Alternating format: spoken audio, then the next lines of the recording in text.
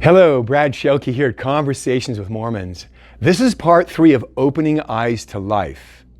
Last week I told you about a Mormon woman who came to Oasis Books and Conversation. She was active in her religion and knew she was bitter. We talked for 2 hours.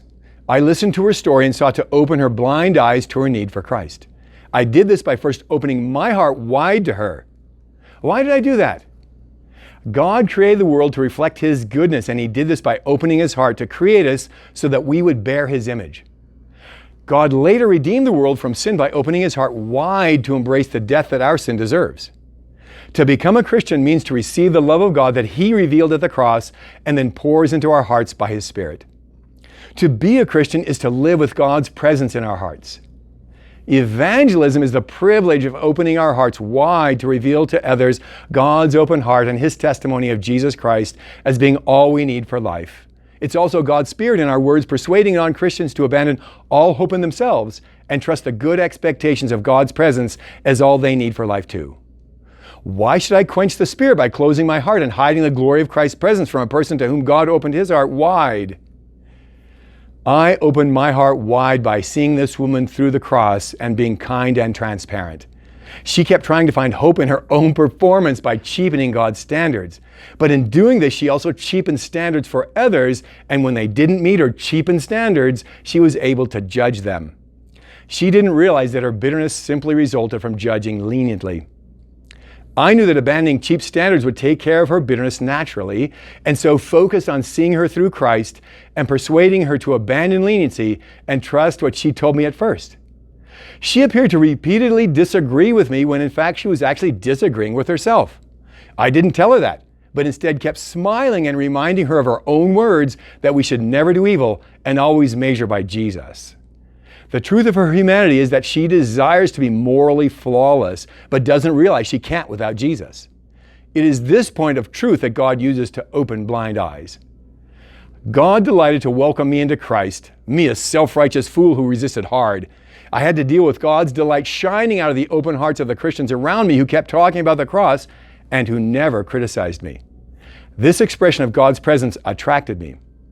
In episode 14, I told of a conversation with a very active Mormon who now is a Christian friend. I opened my heart wide to him and enjoyed him exactly as he was. He could see it.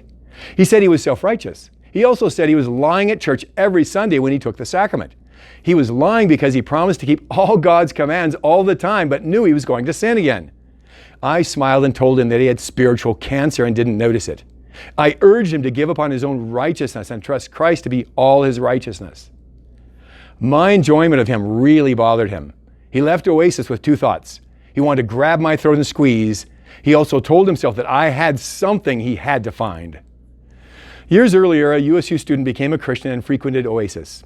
I encouraged her and prayed with her for her mom, who was an active Mormon. The young woman married, and her reception was a delightful affair of conversation among new friends. Mormons left early, but Christians stayed for hours and then helped clean up. The mom became a Christian later that night. She saw that the Christians she despised were full of joy. She saw that no Mormons remained to help clean up. At midnight, she threw herself down on the seat of her truck and cried out, "God, those people have something. I want it no matter what it costs." As she walked into work for her next shift, a colleague cried out, "What happened to you? Either you're having an affair or you found God." My mentor of 40 years was a master at opening his heart and speaking to the heart of non-Christians. He obviously enjoyed the person he conversed with, even if the person responded with criticism or harshness. In private conversations, he led thousands to trust in Christ. I didn't try to be kind to that older Mormon woman. I simply opened my heart by seeing her through the presence of God, through God's delight at the cross. God's Spirit did the rest, overflowing His joy, peace, patience, and gentleness from me. She seemed surprised that I didn't debate with her and that I kept enjoying her even while she seemed to criticize me. She won't easily forget that aspect of our conversation. I'll share more of her story next week. Until then, please join me in thanking God for opening wide His heart to you and giving you the privilege to witness by opening your heart and welcoming others into God's wide open heart. Welcome to the conversation.